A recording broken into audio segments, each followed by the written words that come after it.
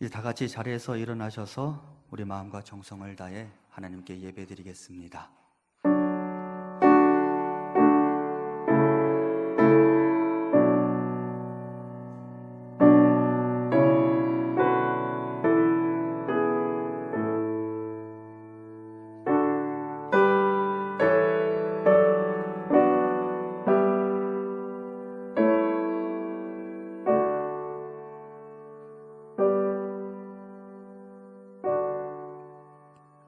거룩하신 하나님, 혼돈의 시절을 살아가며 근심과 염려로 가득한 우리가 이 시간 하나님의 전에 모였습니다. 하나님, 오늘 이곳에 임재하여 주시고 우리에게 빛을 비추시고 생명의 기운을 허락하여 주시옵소서. 예수님 이름으로 기원하옵나이다. 아멘. 나는 전능하신 아버지 하나님, 천지의 창조주를 믿습니다. 나는 그의 유일하신 아들 우리 주 예수 그리스도를 믿습니다. 그는 성령으로 잉태되어 동정녀 마리아에게서 나시고 본디오 빌라도에게 고난을 받아 십자가에 못 박혀 죽으시고 장사된 지 사흘 만에 죽은 자 가운데서 다시 살아나셨으며 하늘에 오르시어 전능하신 아버지 하나님 우편에 앉아 계시다가 거기로부터 살아있는 자와 죽은 자를 심판하러 오십니다. 나는 성령을 믿으며 거룩한 공교회와 성도의 교제와 죄를 용서받는 것과 몸의 부활과 영생을 믿습니다. 아멘.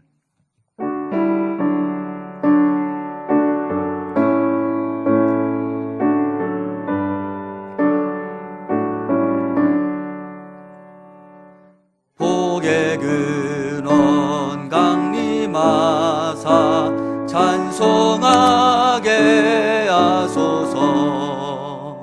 한량 없이 자비하심 증량할 길 없도다.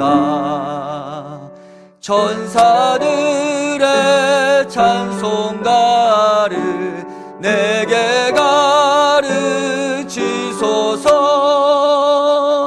구속하신 그 사랑을 항상 찬송합니다.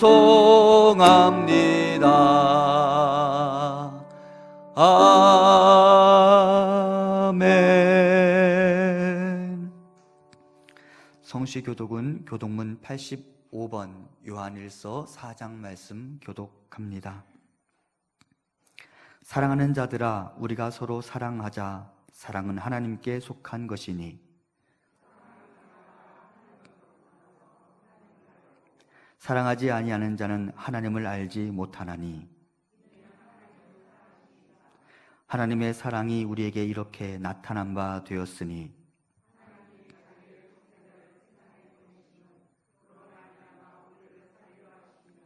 사랑은 여기 있으니 우리가 하나님을 사랑한 것이 아니요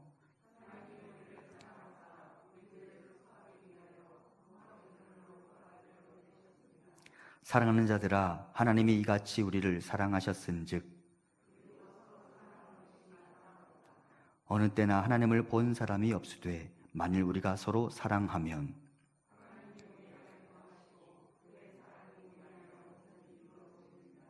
아멘.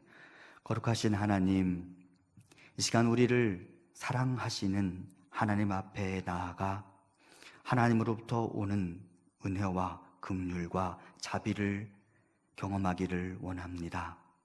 하지만 우리 안에 여전한 불의와 악독과 죄악과 잘못된 습관들과 생각들이 하나님께 나가는 그 길을 막아설까 두렵사오니 이 시간 우리 입술의 정직한 고백을 들으시고 우리의 모든 죄를 사하여 주옵소서. 지금은 하나님과 나만이 하는 죄를 생각하며 참회의 기도를 드립니다.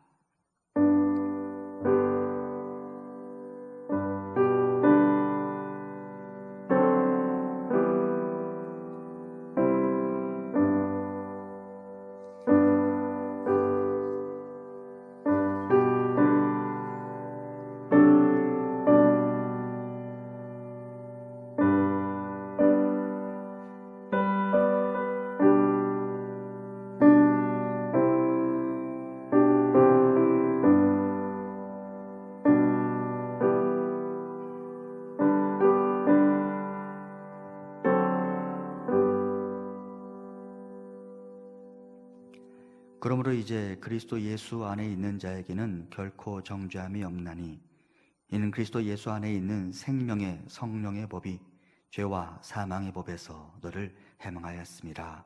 아멘.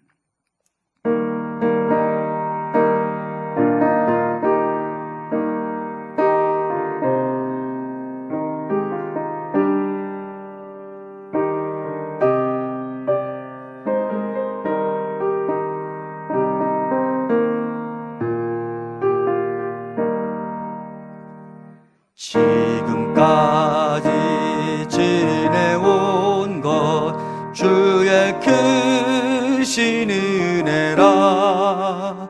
한이 없는 주의 사랑 어찌 이루 말하랴. 자나깨나 주의 손이 항상 살펴주시고 모든 일을 주 안에서 형통하게 하시네. 몸도 맘도 연약하나 세임받아 살았네. 물 붓듯이 부으시는 주의 은혜 족하다. 사랑 없는 거리에나 험한 산길에 맬 때 주의 손을 굳게 잡고 찬송하며 가리라. 주님 다시 배울 날이 날로 날로 다가와 무거운 짐 주께 맡겨 벗을 날도 멀잖네. 나를 위해 예비하신 고향집에 돌아가 아버지의 품 안에서 영원토록 살리라.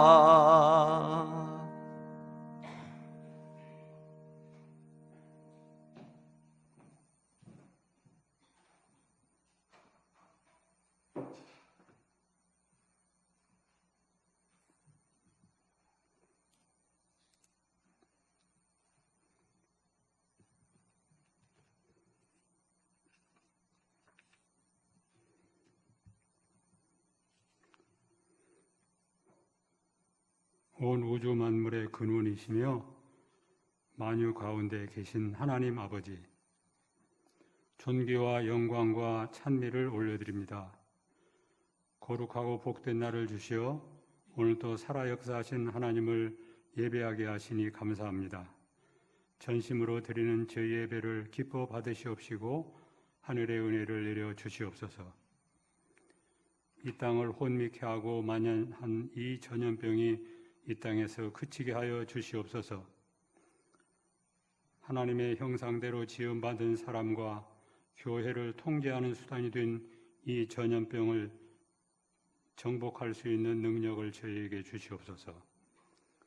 생육하고 번성하며 땅을 지배하려고 하는 어둠을 정복하라고 축복하신 하나님 아버지, 그동안 큰 전염병들을 정복하게 하신 하나님 아버지, 이번 코로나 치료약을 개발하고 있는 인재들에게 하나님의 영을 부으사 속히 이루어지게 하여 주시옵소서. 성삼위 하나님께서 우리에게 부여한 창의와 자유를 억압하고 통제하고 배급하려는 이 어둠이 이 땅에서 떠나가게 하여 주시옵소서. 창조주 하나님을 노래하며 구원의 주를 찬미하는 소리가 자유롭게 울려 퍼지게 하여 주시옵소서. 우리 묵동절개 모든 식구들에게 하나님의 생기와 충만한 빛이 부으시사 병든 형제는 나음을 얻고 빈곤한 형제는 부욕해 하는 축복을 내려 주시옵소서. 주 예수 그리스도의 이름으로 기도하옵나이다. 아멘.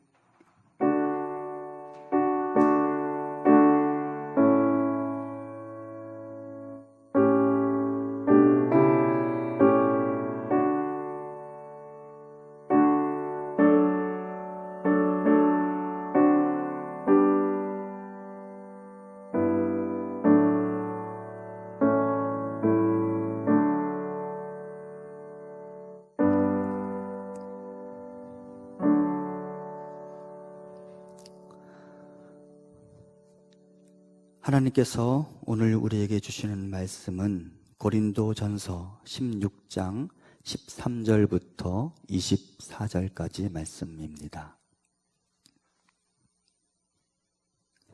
신약 성경 285면에 있는 고린도전서 16장 13절부터 24절까지 말씀을 제가 봉독합니다. 깨어 믿음에 굳게 서서 남자답게 강건하라. 너희 모든 일을 사랑으로 행하라. 형제들아, 스데바나의 집은 곧 아가야의 첫 열매요 또 성도 섬기기로 작정한 줄을 너희가 아는지라. 내가 너희를 권하노니 이 같은 사람들과 또 함께 일하며 수고하는 모든 사람에게 순종하라. 내가 스데바나와 부드나도와 아가이고가 온 것을 기뻐하노니 그들이 너희의 부족한 것을 채웠음이라. 그들이 나와 너희 마음을 시원하게 하였으니 그러므로 너희는 이런 사람들을 알아주라. 아시아의 교회들이 너희에게 문안하고 아골라와 브리스가와 그 집에 있는 교회가 주 안에서 너희에게 간절히 문안하고 모든 형제도 너희에게 문안하니 너희는 거룩하게 입맞춤으로 서로 문안하라. 나 바울은 친필로 너희에게 문안하노니 만일 누구든지 주를 사랑하지 아니하면 저주를 받을지어다. 우리 주여 오시옵소서. 주 예수 그리스도의 은혜가 너희와 함께하고 나의 사랑이 그리스도 예수 안에서 너희 부리와 함께할지어다. 아멘. 이제 사도 바울이 고린도전서라는 편지를 마무리하게 되는데 이 고린도전서 16장에서 바울은 고린도 교인들의 두 가지 요청 혹은 질문에 답변을 하고 마지막으로 고린도 교회 성도들에게 마지막 권면과 함께 안부를 묻고 그들을 축복하게 됩니다. 오늘은 이 고린도전서 16장을 조금 살펴볼 예정인데요. 먼저 바울은 본문 1절을 시작하면서 이렇게 말합니다. 연보에 관하여는. 연보라는 단어 요즘은 잘 사용하지 않죠? 예전에는 조금 썼던 것 같은데 요즘은 연보라는 단어를 잘 사용하지는 않는 것 같은데요. 이 연보라는 단어는 가난한 그리스도인 혹은 교회를 돕기 위하여 모으는 기금 정도로 이해될 수 있는데 이 고린도 전서에 등장하는 연보는 흉년으로 기근을 겪고 있는 예루살렘 교회를 돕기 위해 모은 헌금, 기금이었습니다. 아마도 예루살렘 교회를 돕자라는 취지 아래에서 연보를 모으는 일이 계획되고 준비되고 있었던 것 같고 이 부분에 대한 공감대가 이미 바울과 고린도 교회 성도들 사이에 오갔던 것 같습니다. 그리고 고린도 교회 성도들이 이제 바울에게 질문을 합니다. 우리가 헌금을 할 마음이 있습니다. 연보를 할 마음이 있습니다. 그리고 어떤 이는 이미 준비하고 있는데요. 구체적으로 이 연보를 어떻게 모으고 또 어떻게 전달할까요? 라고 바울에게 질문을 던졌던 것 같습니다. 그리고 바울이 그 부분에 대하여 답변을 주고 있죠. 우리는 먼저 여기서 바울이 전하는 연보의 방법에 대해서 살펴보려고 합니다. 오늘 본문 그리고 고린도 후서에도 또다시 연보라는 개념이 등장하는데요. 그 바울의 답변을 통해 연보를 어떻게 해야 하는지 살펴보도록 하겠습니다. 먼저 본문 2절입니다. 매주 첫날에 너희 각 사람이 수입에 따라 모아두어서 내가 갈 때에 연보를 하지 않게 하라. 첫 번째, 매주 첫날, 우리식으로 말하면 무슨 요일일까요? 주일입니다. 그러니까 이때부터 이미 초대교회는 주일에 예배를 드렸던 것이죠. 매주 첫날에, 그 다음 각 사람이 수입에 따라, 어떤 많이 버는 사람은 많이 버는 대로, 적게 버는 사람은 적게 버는 대로 각 사람이 수입에 비례하여 라고 해석할 수 있을지도 모르지만, 고린도 교회 성도들 중 약 3분의 2가량이 수입이 없는 노예들이었다는 것을 고려한다면 수입에 비례하여 라고 본문을 해석하는 것은 조금 옳지 않은 것 같습니다. 그래서 공동번역 성서라는 이 성경책은 이 구절을 어떻게 번역하느냐, 형편에 따라 라고 번역합니다. 드릴 수 있는 사람은 드리고 드릴 수 없는 사람은 드릴 수 없는 것이죠. 이 연보에 강제성이 없어요. 수입에 비례하여 너희는 이만큼 벌었으니 왕창 내고 너희는 조금 벌었으니 조금 내라가 아니라 형편에 따라 예물을 드리라고 말하죠.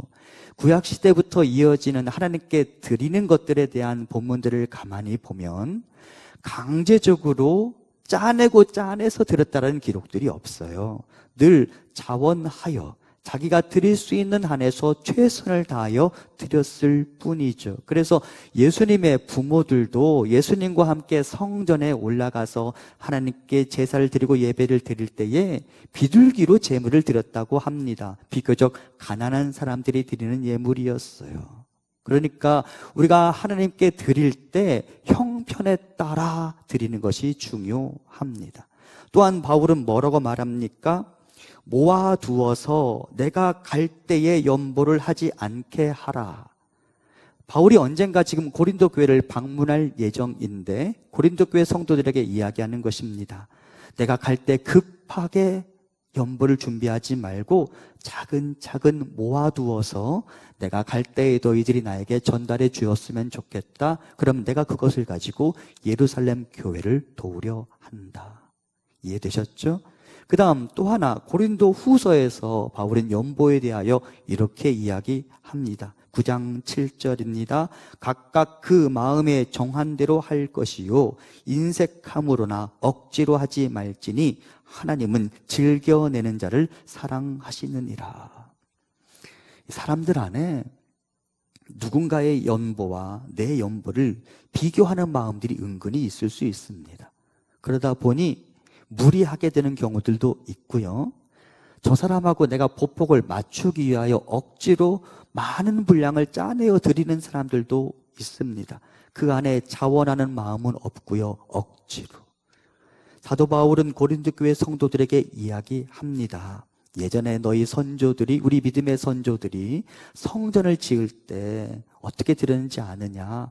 자원하여 드렸다. 마찬가지로 우리도 교회 공동체를 유지하고 또한 교회 공동체 안에서 그 안에 궁핍한 자를 돕거나 또는 교회가 교회를 돕는 일에 사용되는 이 연보 또한 너희들이 자원하여 드릴 수 있어야 한다라고 이야기합니다. 여러분, 이것이 슬기로운 연보 생활의 지혜입니다. 자원하여 드리셔야 하고 각자의 형편에 따라 드리시면 됩니다. 억지로 하지 마십시오. 누군가와 비교하지 마십시오. 내 형편에 따라 내 것을 하나님께 드릴 수 있으면 좋겠습니다.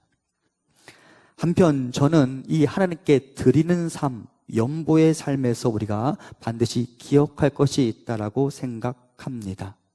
여러분, 우리가 하나님께 드리는 모든 것은 반드시 은혜에 대한 반응이 되어야 합니다. 그러니까 무슨 말이냐? 하나님으로부터 복을 얻기 위해 드리는 것이 아니라 복 받은 자가 감사해서 하나님께 드리는 것, 그것이 바로 예물이고 연보가 되어야 한다라는 것입니다. 고린도 후서 8장에서 바울이 연보에 대해 편지를 쓰는데요, 그 중에 이런 구절이 있습니다. 8장 2절과 9절입니다. 환난의 많은 시련 가운데서 그들의 넘치는 기쁨과 극심한 가난이 그들의 풍성한 연부를 넘치도록 하게 하였느니라. 우리 주 예수 그리스도의 은혜를 너희가 알거니와 부유하신 이로써 너희를 위하여 가난하게 되심은 그의 가난함으로 말미암아 너희를 부유하게 하려 하심이라. 8장 2절에서 환난의 많은 시련 가운데서도 연보를 넘치게 한 사람들은 지금으로 말하면 그리스 북부 마게도냐 지역의 교회 성도들이었습니다. 그러면서 그리스 남부 아가야에 있는 고린도 교회 성도들에게 사도 바울이 이렇게 말합니다. 우리 주 예수 그리스도의 은혜를 너희가 알거니와 라고 말하며 그 은혜를 아는 자가 하나님께 드리는 행위, 그것이 바로 성경적인 연보라고 이야기합니다. 바울은 성도가 풍성하게 연보를 드리기 위해서는 우리를 위하여 자발적으로 가난하게 되신 예수 그리스도의 은혜를 알아야 한다라고 이야기합니다.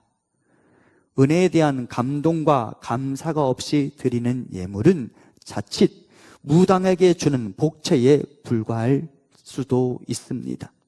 신을 즐겁게 해드리고 나도 그 덕을 보려는 사람들의 행동 말입니다.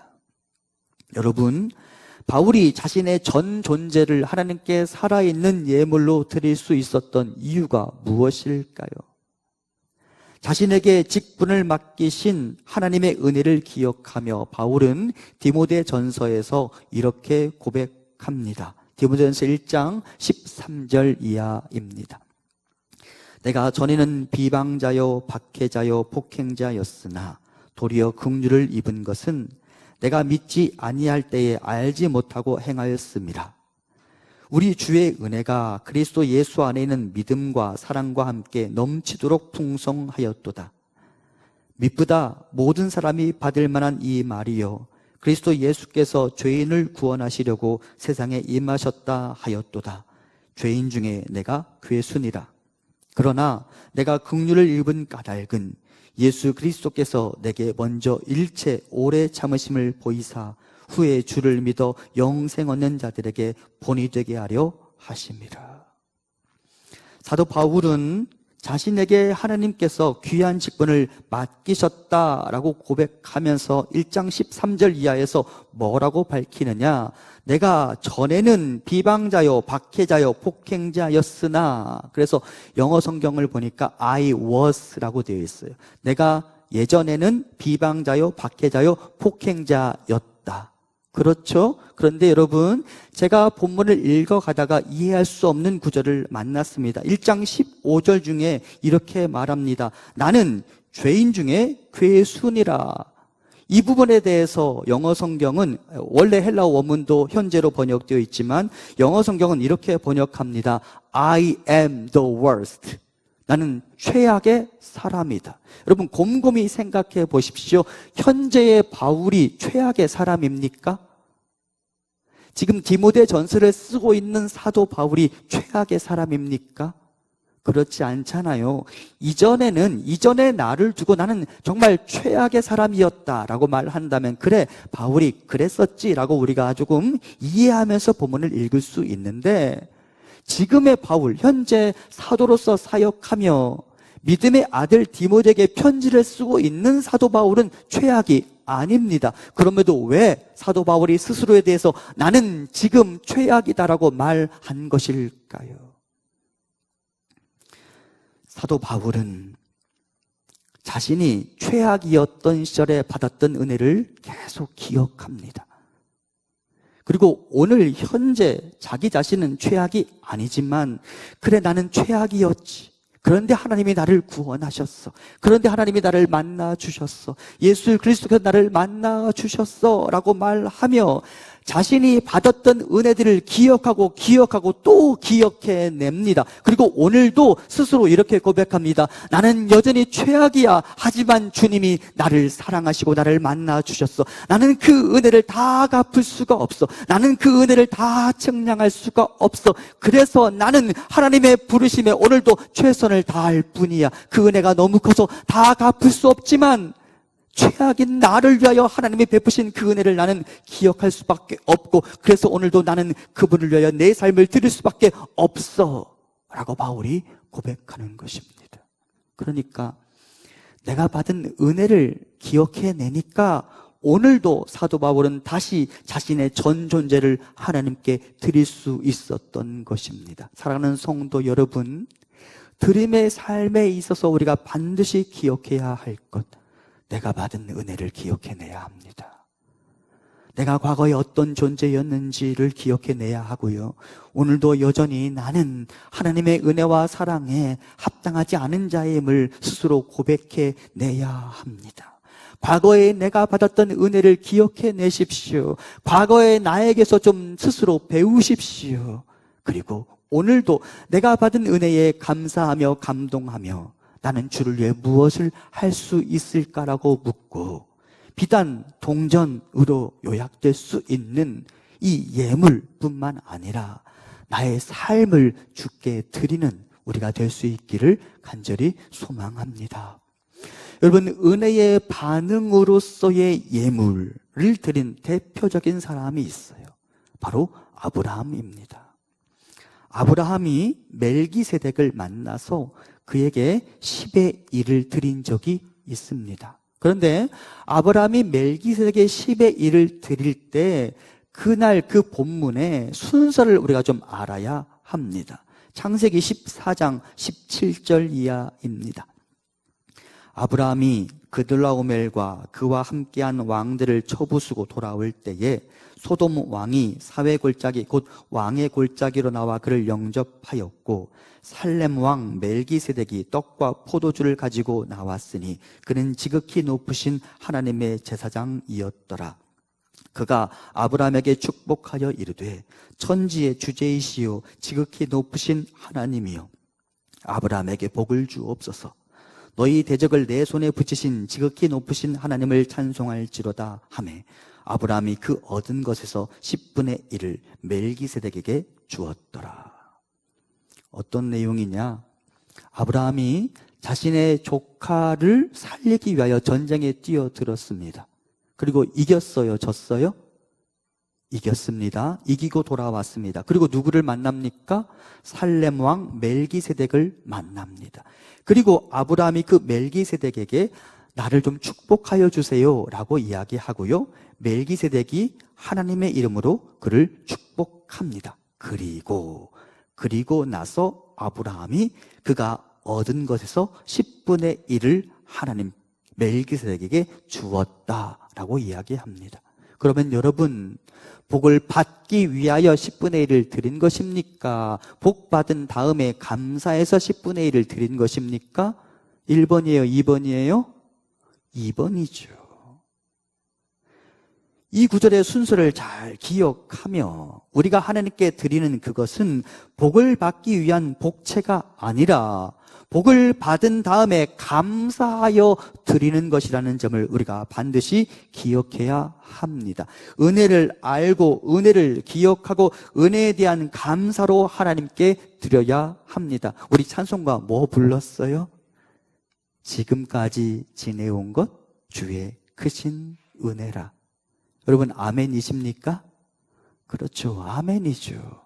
그것에 감사하여 내 삶을 드리는 것, 그것이 슬기로운 드림의 삶의 지혜인 것을 우리가 알아야 합니다.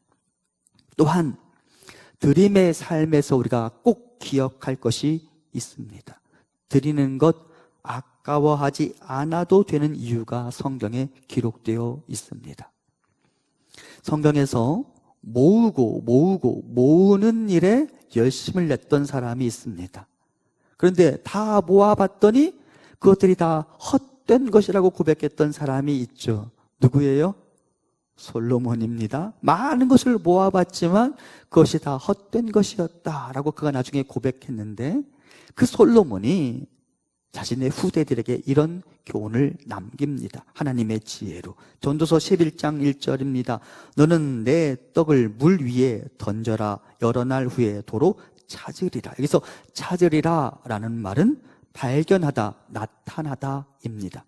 그러면 여러분, 이 단어 안에 어떤 뉘앙스가 담겨져 있느냐? 우연히 라는 뉘앙스가 담겨져 있는 것입니다. 내가 애써 찾아 나섰다가 얻게 된 것이 아니라 하는 순간 발견하게 되었다는 의미가 담겨져 있죠. 여러분, 물 위에 내 떡을 던진다. 그거 다시 찾으려고 던지는 것일까요? 아니에요. 그냥 포기하고 던지는 거예요. 성경의 이 구절을 해석하자면 가난한 자를 위하여 내 떡을 그냥 물 위에 던지는 거예요. 그러면 정말 궁핍한 자가 그 떡을 주워서 먹겠죠. 그렇게 내 떡을 물 위에 던지는 사람은 다시 찾으려는 기대감으로 그렇게 던지는 게 아닙니다. 하지만 하나님께서는 그렇게 말씀하십니다. 내 떡을 물 위에 던져라. 여러 날 후에 도로 찾으리라. 내가 예측하지 못했던 그때 우연이라도 반드시 여호와께서 너의 필요를 채우시고 너에게 갚아 주실 것이다 라고 말씀합니다. 여러분, 가만히 생각해 보십시오. 내 떡을 물 위에 던졌습니다. 그런데 내가 다시 어떤 것을 받아 누리게 됩니다. 획득하게 됩니다. 누가 준 걸까요? 그 떡을 주어서 먹은 사람이 준 걸까요? 여호와께서 주신 걸까요? 여호와께서 주신 겁니다. 여러분, 가만히 생각해 보세요. 내 떡을 주어서 먹은 사람이 나에게 주는 것과 하나님이 나에게 주는 것, 그냥 우리가 단순하게 양적으로 비교하자면 그게 두 개가 비교가 되겠습니까? 돼요? 안 돼요? 안 되는 거예요. 하나님 그래서 염려 말고 즐거이 내 떡을 물 위에 던지라고 말합니다. 그래도 됩니다. 드림에 있어 우리가 인색해하지 않아도 되는 이유가 여기에 있습니다. 하나님은 샘하시고 갚아주시는 분이시기 때문입니다. 사랑하는 성도 여러분, 내가 받은 은혜를 잘 기억하십시오. 지금까지 지내온 것 주의 크신 은혜임을 기억하십시오. 그리고 그 하나님께 감사해서 주께 드릴 수 있어야 합니다. 억지로 하지 말아야 합니다. 복 받기 위해 이렇게 하면 복 받는다더라 라고 말하며 복채처럼 내지 마십시오. 감사해서 드리셔야 합니다. 그러면 하나님은 다시 그 사람에게 하나님이 주실 수 있는 분량으로 하나님이 하늘의 문을 열어서 더 크고 더 좋은 것들을 부어 주실 것입니다.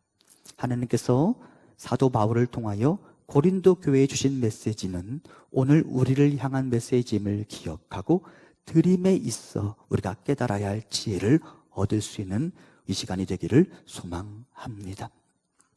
이제 바울은 고린도 교인들의 두 번째 요청에 대해서 답변을 합니다. 16장 12절입니다.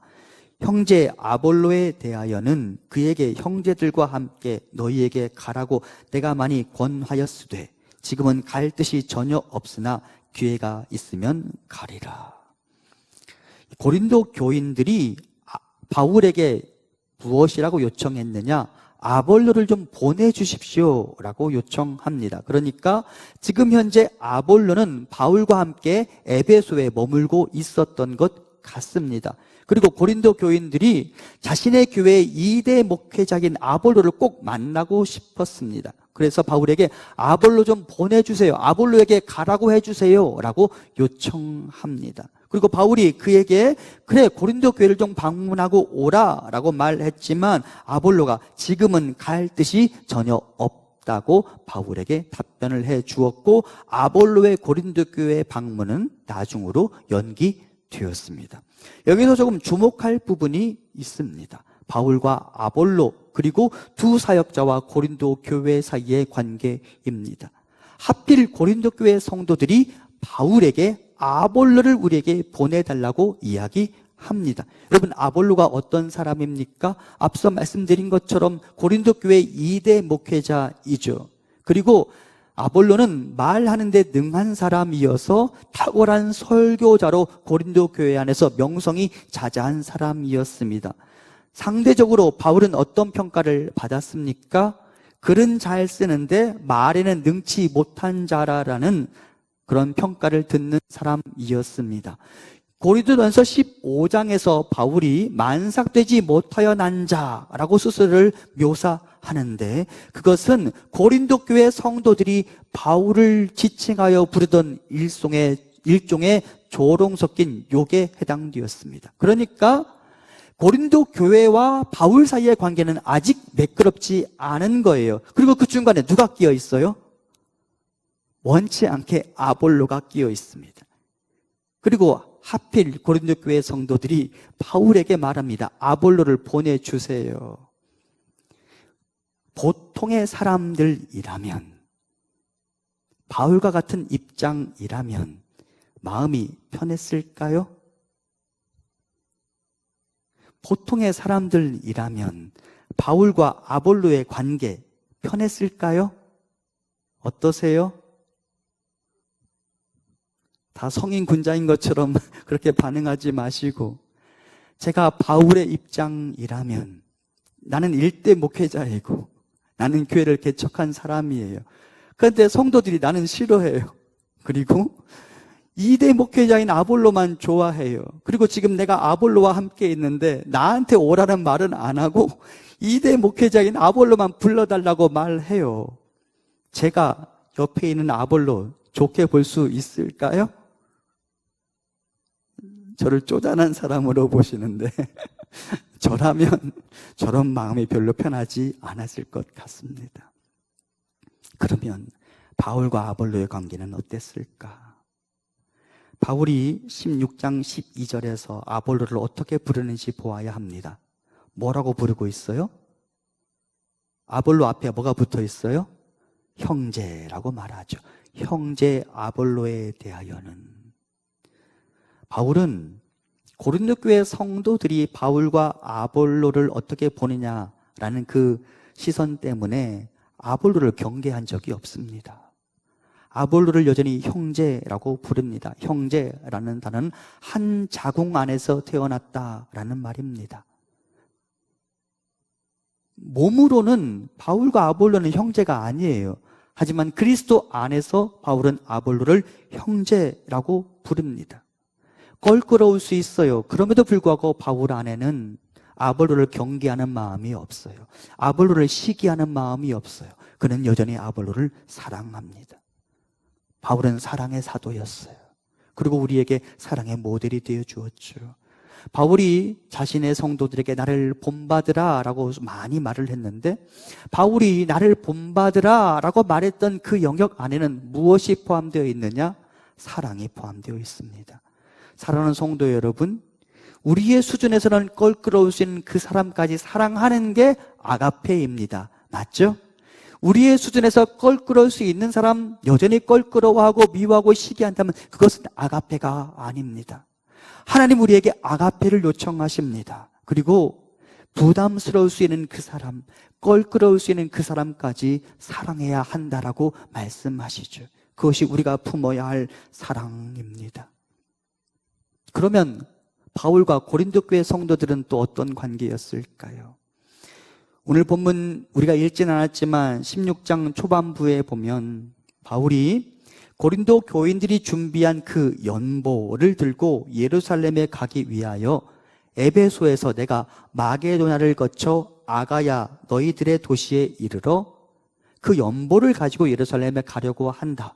그리고 너희들과 조금 오랜 동안 머물며 너희들과 교제를 하려 한다라는 계획을 밝힙니다. 자, 이제 여러분 고린도 교회 성도들 입장에서 이 상황을 가만히 생각해 봅시다. 고린도 교회 성도들에게 바울이 여기 온다라는 소식이 들려졌는데 그냥 스쳐 지나가는 것이 아니라 얼마 동안 유하겠다라고 계획을 밝힙니다.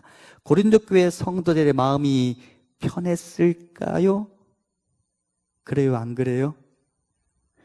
여러분이 신랄하게 비판하던 그 사람이 왔다가 머문대요. 집회를 하고 간대요. 여러분 마음이 편하겠어요? 고린도 교회 성도들이 저 같으면, 제가 고린도 교회 성도들이라면 긴장했을 것 같아요.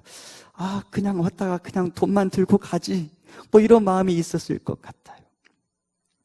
바울이 왜 그걸 몰랐겠어요? 그와 같이 마음속에 일종의 경계심을 가지고 있을 법한 그 고린도 교회 성도들을 향하여 바울이 뭐라고 말합니까? 16장 14절입니다. 너희 모든 일을 사랑으로 행하라. 괜찮다라고 말해주는 겁니다. 너희도 나를 사랑해 주었으면 좋겠고 나도 물론 너희들을 사랑한다라고 말합니다. 그러면서 바울이 고린도 교회 성도들에게 이렇게 이야기합니다. 16장 22절입니다. 만일 누구든지 주를 사랑하지 아니하면 저주를 받을지어다. 우리 주여 오시옵소서. 여러분, 이 구절은 반대로 말하면 누구든지 주를 사랑하면 축복을 받으리라 라고 해석될 수 있습니다. 바울은 고린도 교회의 모든 문제의 원인은 사랑의 부재 때문이라고 판단 내렸습니다. 교회 내의 사역자들을 둘러싼 분쟁, 부유한 자와 가난한 자 사이의 갈등, 성찬식, 애찬식에도 이런 일들이 나타났고요. 교회 안에서 가장 음란한 짓을 보여준 사람을 공정하게 재판하지 못하고 그를 쫓아내지 못했습니다. 여러분들이 기억하셔야 하는데 왜 쫓아내지 못했느냐? 맥락상 그 사람은 교회 안에서 가장 큰 영향력을 행사한 부자였을 가능성이 높습니다. 그러니까 고린도 교회 안에는 부유한 자와 가난한 자 사이에 일종의 갈등이 있었습니다. 또한 믿음의 연조가 오래된 사람과 그렇지 않은 사람들 사이에 갈등이 있었죠. 우상에게 드려진 제물을 먹느냐 마느냐를 가지고 고린도 교회는 다투고 있었습니다. 또한 남성과 여성의 예배 복장과 관련된 갈등이 있었고 은사의 종류와 소유 여부에 대한 갈등이 있었습니다. 사도 바울은 고린도 교회의 이런 모든 갈등의 원인은 사랑의 부재 때문이라고 판단을 내립니다. 그리고 고린도 교인들에게 이렇게 말하죠. 14절 다시 뭐라고 말해요? 너희 모든 일을 사랑으로 행하라. 여러분, 성도가 주를 사랑한다면 그 사람은 하나님을 사랑함과 동시에 이웃과 성도를 사랑하게 되어 있습니다. 누군가를 사랑하면 그 사람을 닮아가게 되어 있는 것이죠.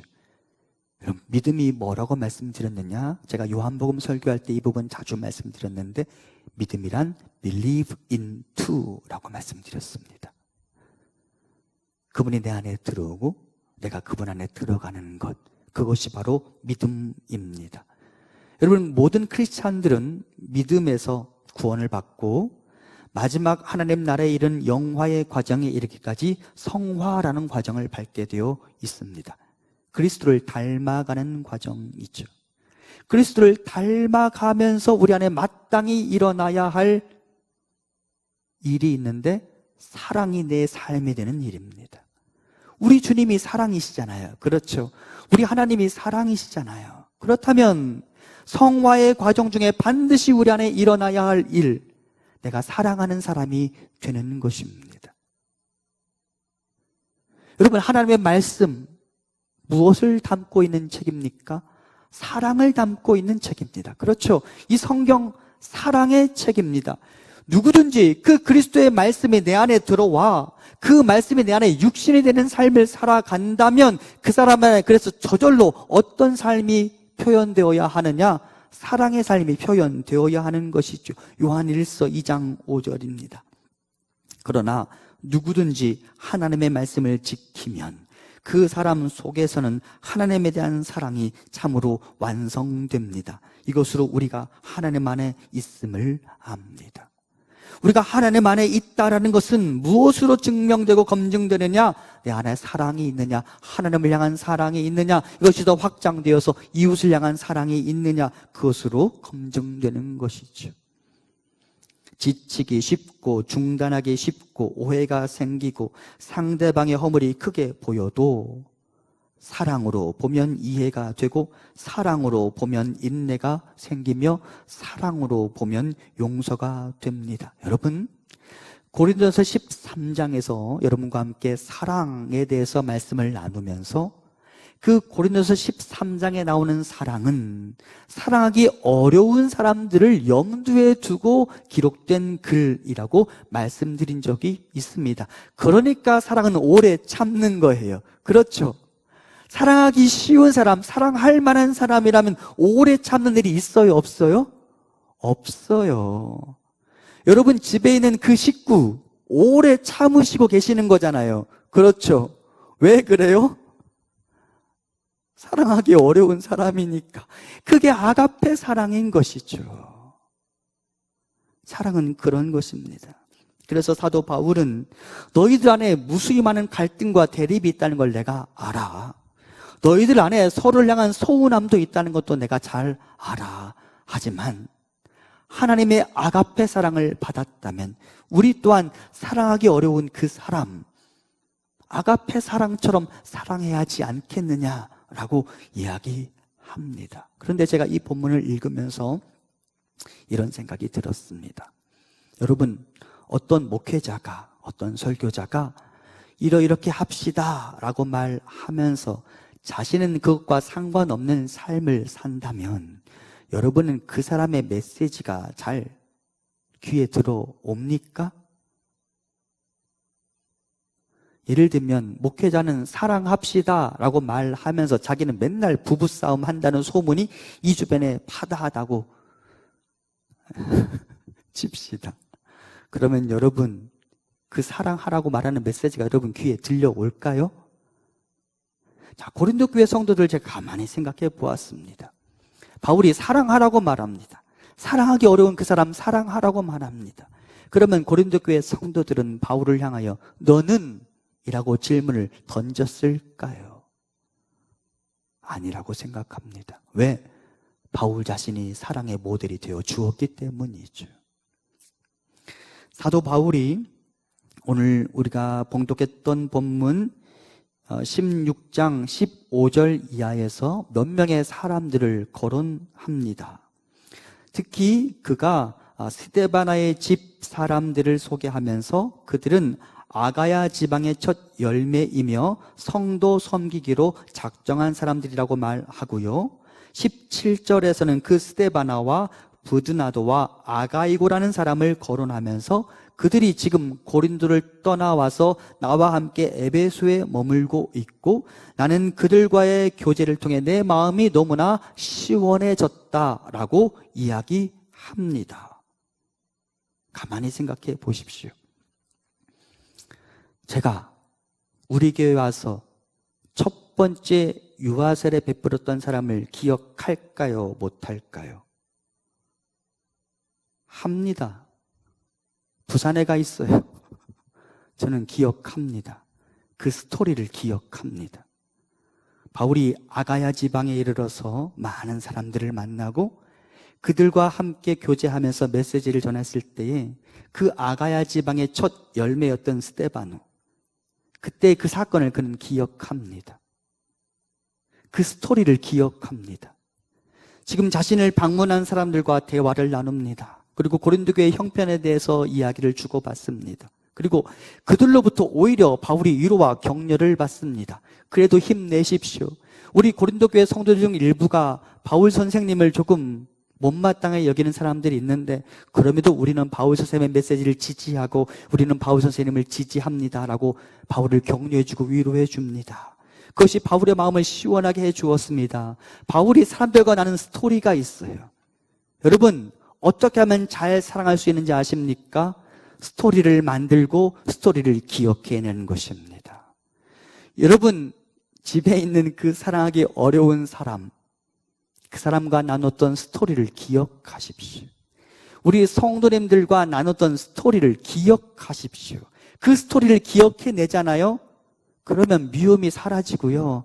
다시 사랑하는 마음이 생기게 되어 있습니다.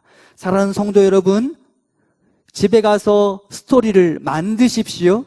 그리고 스토리를 기억하십시오.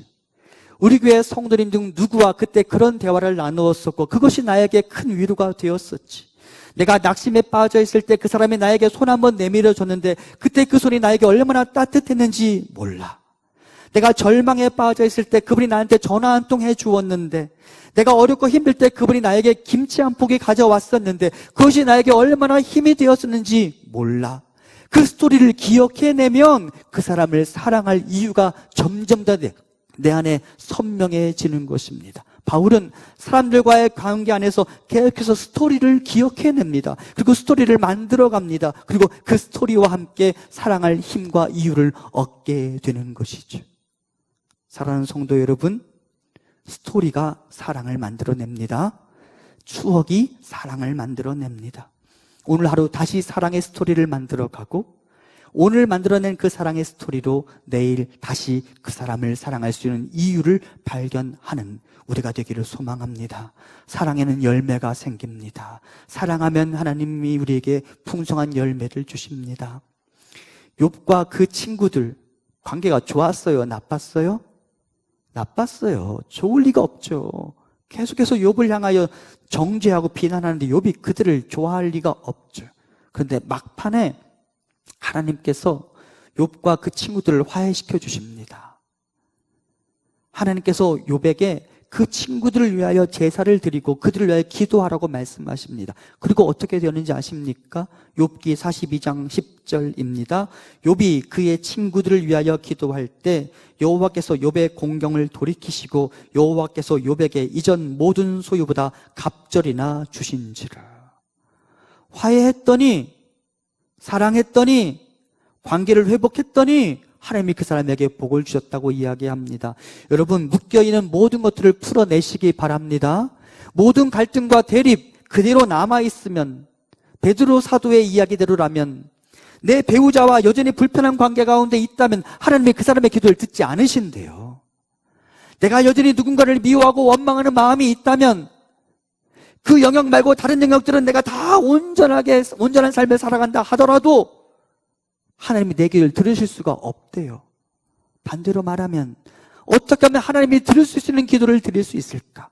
어떻게 하면 하나님의 복을 누릴 수 있을까? 묶여진 관계를 푸는 거예요. 사랑하는 거예요. 거기에 복의 비결이 있어요. 2017년 제 위임식과 함께 임직식이 다 끝난 다음에 제가 성도님들과 함께 인사를 나누었어요. 그 중에 어떤 집사님이 목사님 한 번만 안아봐요 해서 제가 얼떨결에 안겼어요. 그리고 그분이 나가시면서 그런 이야기를 했어요. 본인은 기억 못할 수도 있는데, 목사님 앞으로 70살까지 얼마나 많은 일들이 있을까요? 네. 앞으로 쌓아갈 소중한 경험들이 있을 거라는 말로 저는 이해가 되었습니다. 여러분, 쌓아가는 스토리, 쌓아갈 스토리가 사랑을 만들어낸다는 사실을 기억하고, 바울이 자신의 교회 성도들과 주변에 있는 사람들을 사랑할 수 있었던 것처럼 우리도 그렇게 사랑하며 살아갈 수 있기를 바랍니다. 마지막, 이제 바울의 마지막 당부를 봅니다. 13절입니다. 깨어 믿음에 굳게 서서 남자답게 강건하라. 깨어 분별력을 가지고 굳게 서서 처음 받았던 그 복음 거기서 떠내려가지 말고 남자답게, 용사답게, 군인답게 라는 말이고요. 강건하라, 이 마음을 강하게 하라라는 말입니다. 사도 바울이 고린도 교회 성도들에게 마지막으로 권면하는 것입니다. 마음을 강건하게 하라. 속사람을 강건하게 하라. 그래야 굳게 설 수 있고 흔들리지 않을 수 있기 때문에. 아버지인 다윗이 아들인 솔로몬을 향하여서도 마지막에 이와 유사한 메시지를 남겼습니다. 표준 세번역입니다. 다윗은 세상을 떠날 날이 가까워서 아들 솔로몬에게 유언을 하였다. 나는 이제 세상 모든 사람들이 가는 길로 간다. 너는 굳세고 장부다워야 한다. 그리고 너는 주 너희 하나님의 명령을 지키고 모세의 율법에 기록된 대로 주님께서 지시하시는 길을 걷고 주님의 법률과 계명, 주님의 율례와 증거의 말씀을 지켜라. 그리하면 내가 무엇을 하든지 어디를 가든지 모든 일이 형통할 것이다. 너는 굳세고 장부다워야 한다. 여러분, 마음을 강하게 하고 마음을 지켜야 합니다. 다른 것이 다 온전해도 마음이 무너져 내리면 내 전부가 무너져 내리는 것과 같습니다. 마음을 지켜야 합니다. 잠언 25장 28절입니다. 자기의 마음을 제어하지 아니하는 자는 성읍이 무너지고 성벽이 없는 것과 같으니라. 마음이 와르르 무너지면 내 삶을 보호할 방법이 없는 거예요. 내 삶을 지탱할 힘이 없는 거예요. 삼손의 실패 이유가 무엇입니까? 삼손이 힘이 없어서 실패했습니까? 아닙니다. 음녀의 입술로부터 내 마음을 지키지 못했기 때문입니다.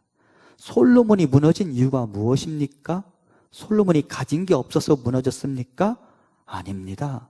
음녀의 유혹으로부터 마음을 지키지 못했기 때문입니다. 마음을 지키지 못하니까 자기가 두고 후회할 만한 깊은 수렁에 빠지게 되는 것입니다. 마음을 강하게 하셔야 합니다. 마음을 지켜내야 합니다. 신앙의 다짐들이 와르르 무너져 내리지 않도록 마음을 강하게 먹어야 합니다. 나는 본래 이런 사람이야 라고 절대 말하지 마십시오. 다시 무너지는 나를 절대 정당화하지 마십시오. 마음을 강하게 하십시오. 그러면 마지막까지 마음을 지킬 수 있는 비결이 무엇인가? 에베소서 3장 16절입니다. 그의 영광의 풍성함을 따라 그의 성령으로 말미암아 너희 속 사람을 능력으로 강건하게 하시오며, 위로부터 오는 성령으로 오늘의 유혹을 이겨내야 합니다. 성령으로 무장되어야 합니다. 거룩하신 영을 내 마음에 초대하고 그분을 환영하십시오. 그리고 내 마음에 육신의 소욕과 더불어 싸우십시오. 선으로 악을 이기십시오. 악의 충동질에 넘어가지 마십시오. 거룩하신 영이 나를 지배하고 나를 다스리시도록 그분을 환영하십시오. 그분을 초대하십시오. 성령님 내 안에 들어오셔서 나를 다스려 주시옵소서. 하나님, 내 소욕은 다 잠재우고 하나님의 뜻을 내가 환영합니다. 주의 영의 인도하심을 내가 환영합니다 라고 적극적으로 그분을 초대하고 환영하시기 바랍니다. 나를 열어야 합니다. 그리고 그분을 모셔야 합니다. 그래야 내가 내 마음을 강하게 지킬 수 있는 것입니다. 고린도전서 말씀을 마무리합니다. 고린도 교회 가만히 생각해 보니까요, 지금의 한국 교회를 닮았어요. 화려해요. 많은 것을 갖추고 있는 것처럼 보여요. 하지만 속을 들여다보니 수없이 많은 갈등으로 아파하고 신음하고 있는 공동체였어요. 화려한 은사도 있었어요. 하지만 가만히 들여다보니 그 하나님이 주신 선물 때문에 서로 다투고 있었어요. 그런데 고린도 전서를 보면서 제가 위로를 받은 것은, 하나님은 그런 고린도 교회를 포기하지 않으셨더라고요. 그런 고린도 교회 성도들을 향하여 여전히 형제라고 부르고요, 그들을 다시 복음 앞으로 초대하며 그들을 다시 복음 앞에서 반듯하게 세워가기 위해 다시 일하시더라고요. 그리고 하나님 오늘 우리에게도 똑같이 말씀하십니다. 교회, 지상의 천국이 되어야 하지만 사람과 사람이 모인 공간인지라 부족함도 있고 허물도 있고 서로 원치 않는 상처를 주고받는 일들도 있을 수 있잖아요. 그럴 때 하나님, 고린도 교회 성도들을 다시 복음 앞으로 초대하시고 그들에게 사랑의 메시지, 격려의 메시지를 주셨던 것처럼 우리도 연약하지만 부족하지만 그 주님의 초대에 반응하며 다시 복음 앞에 나아가고 다시 십자가 앞에 서서 그 연약한 자리를 벗어나 다시 강건하고 온전한 자리 가운데로 나갈 수 있게 되기를 간절히 소망합니다. 믿음의 가장 중요한 것, 신앙생활의 가장 중요한 것, 믿음, 소망, 사랑, 이 세 가지이지만 계속해서 영원토록 지키고 보존될 유일한 가치, 사랑이라는 사실을 깨닫고 사랑하기 어려운 그 사람마저도 사랑하라고 말씀하시니 그 아가페 사랑을 본받아 말과 혀로만 사랑하지 아니하고 행함과 진실함으로 사랑하며 하나님이 기뻐하시는 온전한 교회 공동체를 만들어가는 저와 우리 모두가 될 수 있기를 간절히 소망합니다. 우리 함께 찬양할까요?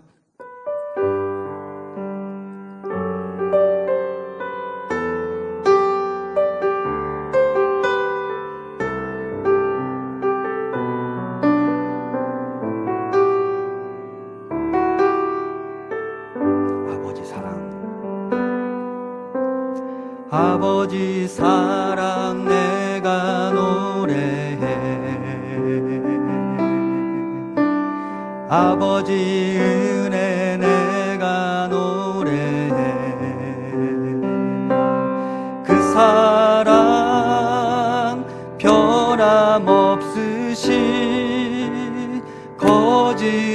없으신 성실하신 그 사랑,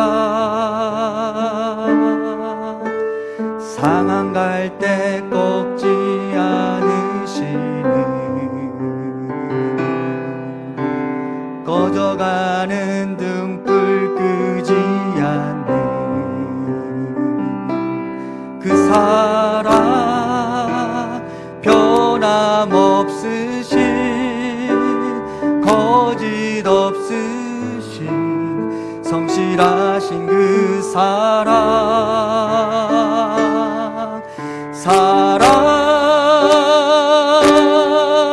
그 사랑, 날 위해 죽으신, 날 위해 다시 사신 예수 그리스도, 다시 오실 그 사랑, 죽음도 생명도 천사도 하늘의 어떤 권세도 끊을 수 없는 영원한 그 사랑, 예수 그 사랑, 그 사랑, 날 위해 죽으신, 날 위해 다시 사신 예수 그리스도, 다시 오실 그 사랑, 죽음도 생명도 천사도 하늘의 어떤 권세도 끊을 수 없는 영원한 그 사랑, 예수. 이 시간 우리 함께 기도할까요? 하나님, 고린도 전서를 통하여서 우리가 사랑을 말하지만 사실은 사랑이 없는 자들임을 깨달았습니다. 그리고 하나님이 마지막까지 우리에게 포기하지 않고 말씀하시는 단어가 바로 사랑이라는 사실도 깨달았습니다. 믿음과 소망과 사랑 다 중요하지만 혹여 우리가 그 으뜸인 사랑을 놓치고 살아가고 있지는 않은지 모르겠습니다. 하나님, 우리가 하나님을 충분히 사랑하고 내 옆에 있는 사람을 충분히 사랑하는 성도가 되게 하여 주시옵소서. 우리 함께 기도하겠습니다. 하나님, 그렇습니다. 우리가 그렇게 믿음과 소망과 사랑 중에 제일은 사랑이라 라고 말씀하시는 그 하나님의 메시지를 기억하며 내 옆에 있는 그 사람 충분히 온전히 사랑할 수 있도록 인도하여 주시옵소서.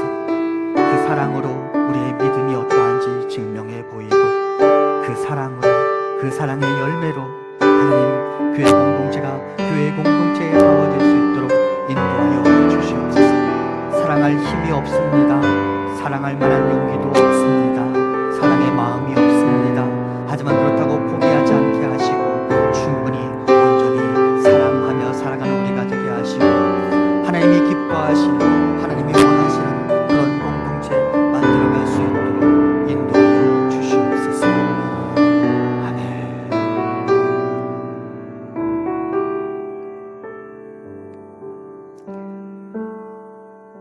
하나님,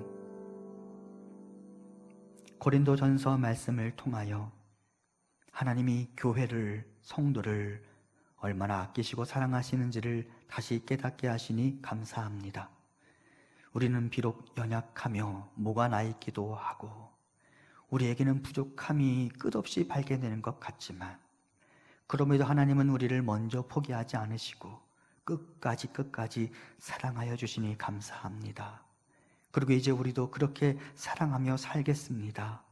하나님, 우리 공동체 안에, 우리 가정 안에, 내 주변 안에 하나님을 향한 사랑과 주변을 향한 사랑이 풍성할 수 있도록 인도하여 주옵소서. 예수님 이름으로 기도합니다. 아멘. 이제 하나님께 예물 드리겠습니다.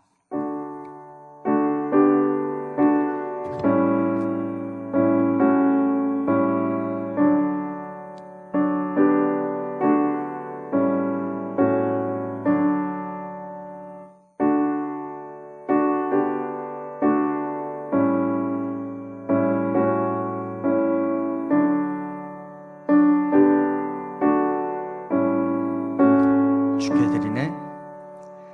주께 드리네. 주께 드리네. 사랑하는 구주 앞에 모두 드리네. 사랑과 긍휼의 하나님, 하나님의 오래 참으심으로 우리는 여전히 하나님의 사랑을 기대할 수 있게 하여 주셔서 감사합니다. 하나님, 우리도 사랑하기 어려운 바로 그 사람을 사랑하며 살아가게 하시고, 교회 안에, 가정 안에, 직장 안에, 형제 자매 안에 아가페 사랑으로 충만할 수 있도록 인도하여 주옵소서. 하나님, 이 시간 받은 은혜를 회상하고 기억해내며 하나님의 사랑에 감사하고 소중한 예물을 올려드립니다. 코로나 바이러스로 인한 어려움이 계속되고 있는 즈음에 우리에게 일용할 것을 주심에 감사하며 예물을 올려드립니다. 하나님, 우리를 기억하여 주시고 우리를 긍휼히 여겨주셔서 우리 성도님들 중 어느 누구도 재정적으로 궁핍하지 않게 하시며 몸과 마음이 아프지 않도록 인도하여 주시옵소서. 하나님, 취업을 준비하는 자녀들에게 길을 열어주시고 학업 중인 자녀들에게 지혜를 주시며 우리의 부모님들에게는 건강의 복을 허락하여 주시옵소서. 우리 김영삼 장로님에게 지금의 아픔을 견딜 수 있는 힘과 질병을 이겨낼 수 있는 힘을 주시고 통증은 떠나가고 하나님 주시는 힘으로 힘차게 일어날 수 있도록 인도하옵소서. 예배당에 나오지 못하고 계신 우리 어르신들의 마음을 헤아려 주시고 속히 코로나 바이러스를 극복해내는 우리 사회가 될 수 있도록 인도하여 주옵소서. 우리 교회 예배 공동체를 지켜주시고 교회 학교 예배가 안전하며 그 안에서 영적인 비밀들을 나눌 수 있는 소중한 시간들을 가질 수 있도록 인도하옵소서. 하나님, 선교지마다 코로나 바이러스로 인한 국가 간의 교류가 중단되고 그로 인하여 공장이 멈추고 경제적으로 힘겨운 시간들을 보내고 있습니다. 하나님, 그 땅의 교회 공동체, 그 땅의 성도들을 지켜주시고 이 기간들을 통하여 주의 복음이 그 땅을 품고 위로하는 시간을 가질 수 있도록 인도하옵소서. 하나님, 사랑합니다. 하나님, 우리가 간절히 주를 갈망하오니 우리와 함께하여 주시옵소서. 예수님 이름으로 기도합니다. 아멘. 교회 소식 나누겠습니다. 옆에 있는 분들과 함께 인사 나누겠습니다. 오늘도 샬롬 할까요? 샬롬. 네. 오늘 예배당 나오니까 뭔가 좀 바뀐 게 느껴지십니까? 많이 환해졌죠? 예, 많이 환해졌습니다. 예. 성도님들이 드린 소중한 헌금으로 2주간의 조명을 조금 바꾸었습니다. 이 상황이 어떻게 해결될지 우리가 잘 모르지만 코로나 바이러스로 인한 어려움들이 속히 해결되기를 바라지만 혹시나 모를 일들을 좀 대비해서 교회가 다음 스텝을 좀 준비하는 과정 중에 제가 조명 공사를 좀 해야겠다는 생각이 들었고요. 그래서 좀 조명을 환하게 준비했습니다. 성도님들 덕분입니다. 교회가 교회로서의 현재의 모습을 잘 유지할 뿐만 아니라 장례를 잘 준비하고 또 다음 스텝들을 잘 준비해 갈 수 있도록 여러분 계속해서 기도해 주시기 바랍니다. 예배와 관련된 안내들 잘 기억해 주시고요. 성경 백독 운동을 진행하고 있는데 2주간에 지난주 우리 김지영 집사님 말씀드렸지만 원영애 권사님 그리고 김영송 전도사까지 해서 22독이 완성되었습니다. 참여해 주신 분들께 진심으로 감사를 드립니다. 김성중 이지영 집사님 가정이 신안 3차 아파트로 이사하셨습니다. 지난주에 성도 한 분이 등록하셨습니다. 사진이 준비되어 있습니까? 예. 바깥에 게시판에도 준비가 되어 있는데 이현아 성도님 등록하셨습니다. 캄보디아 분이시고요. 국제 결혼을 통해 우리나라에 오셨고 지난주에 등록하셨습니다. 이 가정을 위해서도 여러분들 계속 기도해 주시기 바랍니다. 이제 다 같이 일어나셔서 파송 찬양하겠습니다.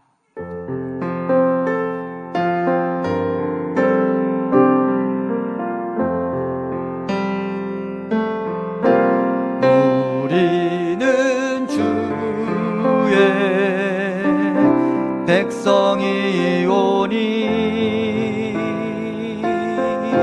주의 그 큰 일을 선포합니다.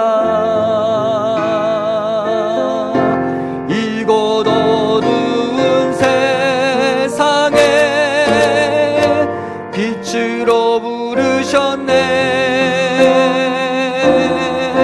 주의 얼굴 구할 때 역사하소서.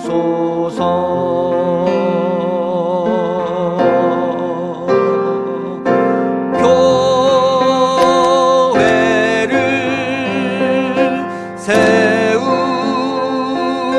세우시고 이 땅 고쳐주소서.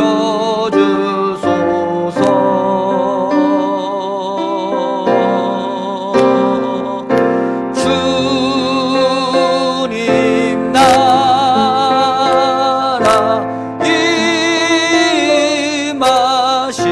임하시고 주 뜻 이루어지이다.